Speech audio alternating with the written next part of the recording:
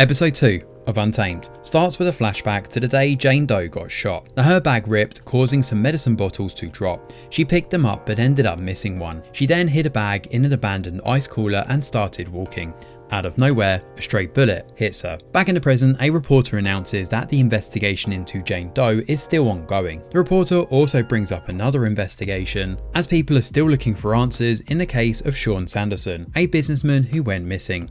In the park, Carl comes across more clues and finds the medicine bottle Jane Doe accidentally left behind. He notes here that the cap has a golden X sign, similar to the tattoo on Jane Doe's body. And at the office, Suter talks to Naya, curious about how she and her son are adjusting to their new surroundings. He also wants to see about Kyle and how their partnership is working out.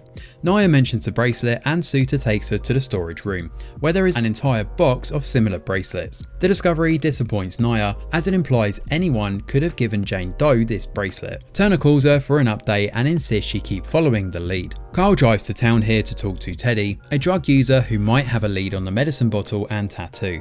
Sadly, Teddy has no idea but promises to ask around. Carl takes Teddy's stash and promises to return if he gets him a lead. Later, he drops by a local hotel to study the carvings, which look similar to the drawings on the wall that he found. It seems he has a complicated relationship with Lana at the front desk. At the hotel, he runs into Suter, who invites him for lunch. Now, Suter brings up the case and asks Carl to consider taking a different job. It seems Jill talked to Suter about her concerns for Kyle. The midnight calls have been worrying her, and Suter is also worried about him too, but the latter insists that he's just fine. After lunch, Kyle calls Jill and asks her not to worry anymore, and he also promises to stop the midnight calls. Kyle drives back to his cabin only to find a lawyer waiting for him. The lawyer, Esther, is representing Sanderson's family, who are suing the park for wrongful death.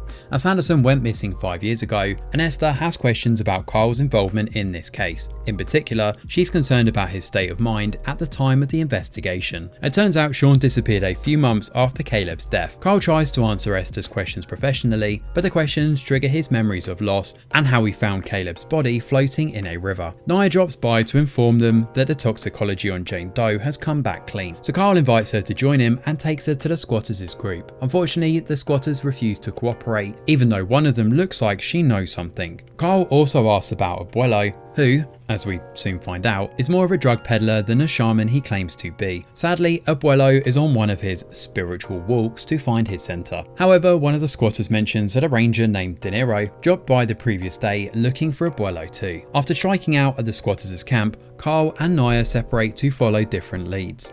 Naya loses a horse and is late picking up her son, and the babysitter mentions that Gael's dad called, causing Naya to leave her ex a message, warning him to stay away. In the meantime, Carl tracks down Shane, who happens to be a wildlife biologist.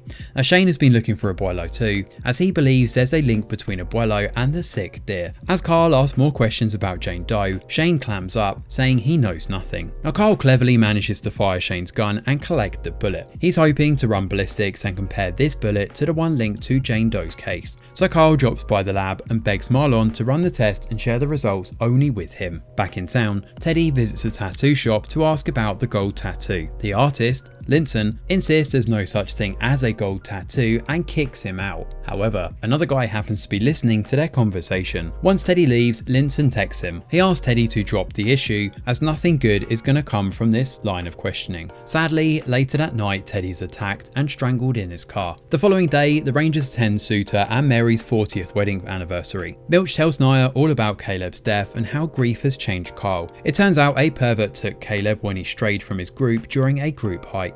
Unfortunately, they never found the guy, but grief led Carl to hit the bottle hard. And if it were not for Suter, he would have lost his badge.